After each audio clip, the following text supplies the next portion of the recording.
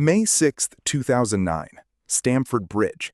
A referee waves away a penalty appeal for the fourth time in one match, and Didier Drogba turns to the nearest camera and screams a line that's still quoted today. That referee never worked a big European night again. He's not alone.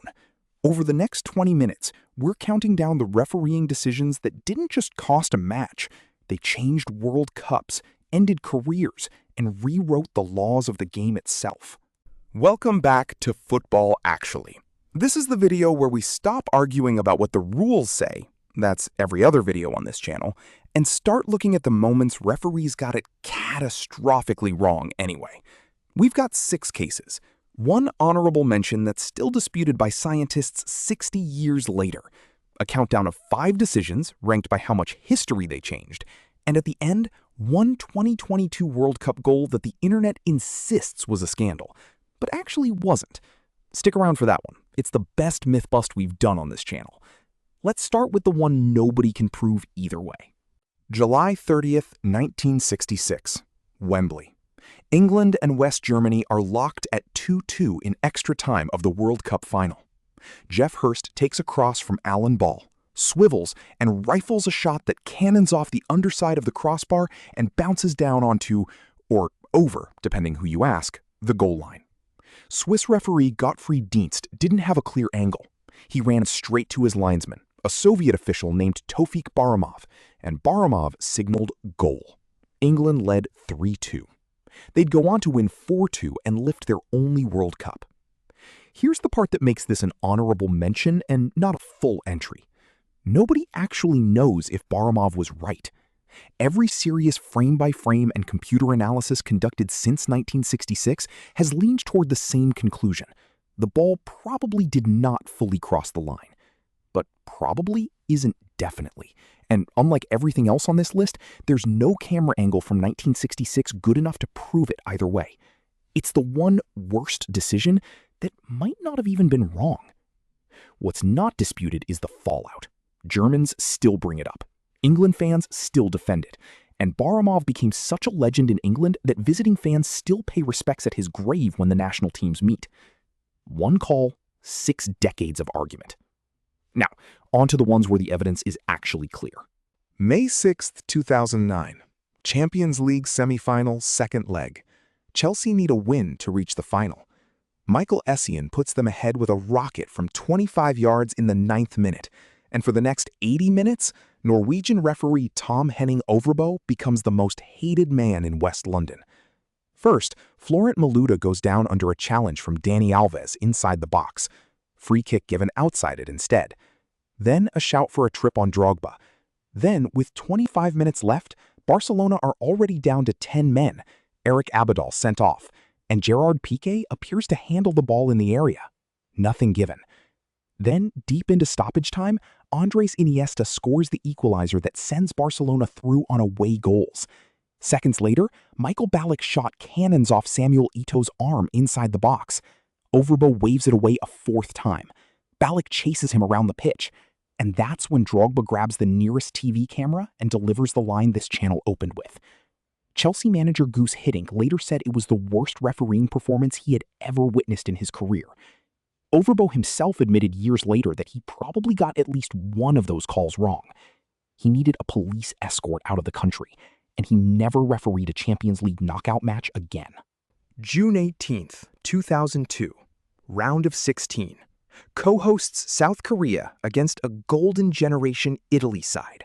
Maldini, Nesta, Cannavaro, Totti, Del Piero. This is arguably the single worst refereed knockout match in World Cup history, and it's not close. Ecuadorian referee Byron Moreno waves away a string of dangerous South Korean challenges. Then, in the 103rd minute, Francesco Totti drives into the box, gets caught by a defender's leg, and goes down. Moreno doesn't give a penalty. He shows Totti a second yellow card for diving. Totti's off. Italy are down to 10 men. Minutes later, Damiano Tomasi buries what looks like the winning goal. Ruled out for offside, a call the linesman himself later admitted getting wrong. In the 117th minute, South Korea score the golden goal that ends Italy's tournament. Moreno's post-match career is honestly stranger than the match itself. FIFA quietly stopped assigning him major games, he was suspended by his own federation for letting a domestic match run 13 extra minutes to protect a result, and years later, he was arrested at a US airport for attempting to smuggle heroin. A World Cup referee who ended a Golden Generations tournament and then ended up in a federal prison. Moreno still insists to this day that Italy-South Korea was one of the best games he ever refereed. Make of that what you will. November 18th, 2009. Stade de France. This isn't even a World Cup match. It's a playoff to reach one, and that's exactly why it matters so much. France and Ireland are tied 1-1 on aggregate, deep into extra time, when a long ball drops to Thierry Henry near the touchline. Henry controls it with his hand. Not once, twice. Then squares it for William Gallas, who heads home the winner. Swedish referee Martin Hansson and his assistant, both with their view partially blocked, don't call it. Goal stands. France go through 2-1 on aggregate. Ireland go home. Henry didn't deny it afterward. He actually said it was a handball, and even suggested a replay would be the fairest outcome. FIFA rejected that idea. What FIFA did do later was quietly arrange a €5 million payment to the Irish Federation, structured as a loan, then written off, to head off a legal case. Hansson later called it the worst performance of his career, and said if he ever ran into Henry again, he wouldn't speak to him. June 27, 2010. Round of 16. Bloemfontein. Germany lead 2-1 when Frank Lampard strikes a shot from 20 yards that smashes off the underside of the bar and lands unmistakably on every replay ever shown, at least a foot behind the line. Goalkeeper Manuel Neuer scoops it up and plays on like nothing happened. Uruguayan referee Jorge Larionda and his assistant, the only two people in the 40,000-seat stadium who apparently couldn't see it, wave play on. No goal. Germany go on to win 4-1. This is the one with the real legacy, and it's the reason this whole segment matters more than just an argument in pub. FIFA had voted against introducing goal line technology just months earlier. Within 4 years, it was mandatory at every World Cup. Lampard himself said later he has no regrets, because the disallowed goal is the exact reason the technology now exists. One of the worst decisions in football history is also the direct reason it can no longer happen the same way today. June 22nd, 1986. Quarterfinal. Estadio Azteca, Mexico City. 4 years after Argentina and Britain fought a war over the Falkland Islands, these two teams meet in a World Cup knockout tie loaded with more than football. 51 minutes in, Diego Maradona goes up for a high ball against goalkeeper Peter Shilton and punches it into the net with his fist. Tunisian referee Ali bin Nasser is unsighted. His assistant doesn't flag it either. Goal stands. Argentina lead 1-0. 4 minutes later, Maradona scores what's still voted one of the greatest goals ever, a 50-yard dribble past half the England team. Argentina win 2-1 and go on to win the whole tournament. Afterward, a journalist asked Maradona how the first goal went in. His answer, a little with the head of Maradona and a little with the hand of God, is the single most quoted line in football history, and it's why every list like this one puts this decision at number 1. Decades later, the referee finally admitted the truth. He didn't see the hand, but he had a doubt.